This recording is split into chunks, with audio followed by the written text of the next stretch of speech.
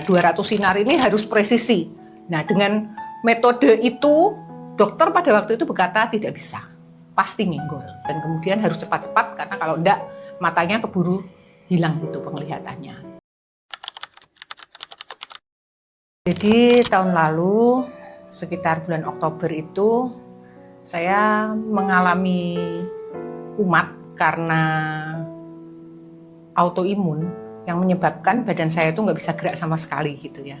Tapi baru terdeteksi tahun kemarin. Yang saya derita itu jenisnya Sjögren syndrome dan spondyloarthritis.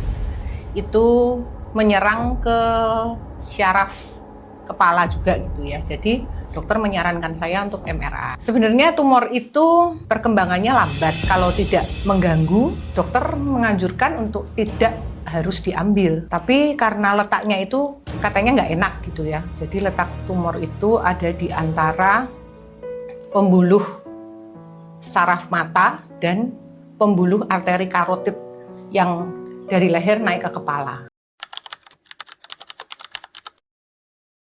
Rasanya seperti dihantam sesuatu benda keras begitu ya.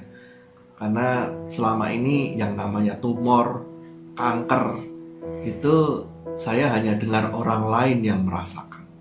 Dan kita yang berkewajiban untuk ikut mendoakan. Tapi kok kali itu kok keluarga saya, istri saya yang harus mengalami begitu ya. Kekhawatiran terbesar ya sarafnya kesenggol.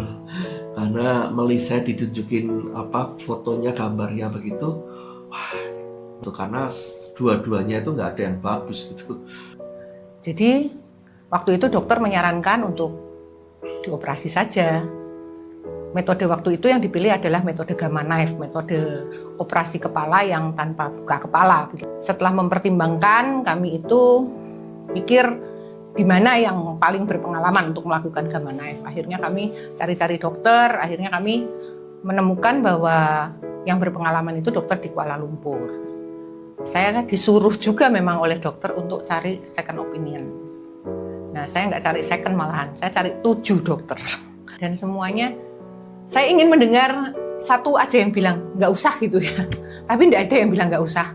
Semuanya bilang harus operasi gitu. Nah, yang April kemarin kami periksa ke sana, ternyata mata itu memburuk sekali. Dia lapang pandangnya itu dari Oktober sampai April, lapang pandangnya itu bertambah, penglihatannya hampir hilang 40%. Saya pikir nggak akan, akhirnya ya ini membesarnya lama, saya pikir ya masih akan tahan bertahun-tahun lagi atau apa.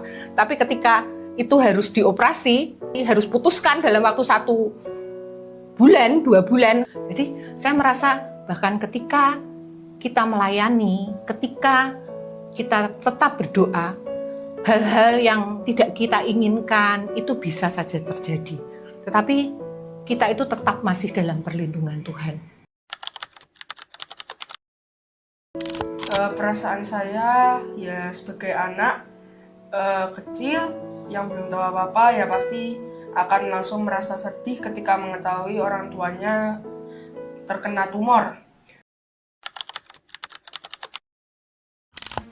Saya bersyukur ketika menjalani semua ini, saya melihat penyertaan Tuhan yang luar biasa. Langkah demi langkah ditunjukkan melalui peristiwa-peristiwa yang luar biasa yang saya alami. Jadi ketika kita berada dalam masalah, justru jangan meninggalkan Tuhan, jangan meninggalkan pelayanan, tetap berada di dalam tugas dan panggilan kita, itu membuat kita tetap kuat. Mungkin kita tetap bertanya-tanya mengapa ini terjadi, tidak apa-apa. Kita pergumulkan itu di depan Tuhan, dan pasti kita akan melihat bahwa Tuhan itu tidak tinggal diam, Dia akan menunjukkan jalannya.